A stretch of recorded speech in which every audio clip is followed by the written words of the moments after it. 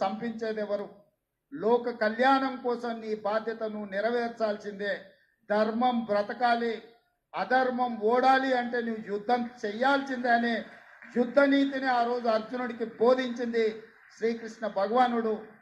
ఇవాళ ఆ శ్రీకృష్ణ భగవానుడి బోధనానుసారమే ఈరోజు ఈ చెరువులను కాపాడే కార్యక్రమాన్ని నేను తీసుకుంటున్నా. నాకు తెలుసు ఈ చెరువులలో నిర్మాణమైన విలాసవంతమైన ఫామ్ హౌజులు ప్రభుత్వాన్ని ప్రభావితం చేయగలిగిన స్థానాలలో ఉన్న చాలామంది వ్యక్తులు ఉన్నారు.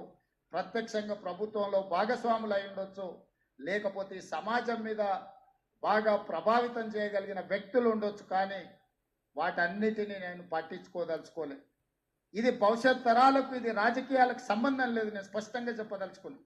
రాజకీయాల కోసమో లేకపోతే రాజకీయ నాయకులను కొంతమందిని దృష్టిలో పెట్టుకొని చేపడుతున్న కార్యక్రమం కాదు ఇది.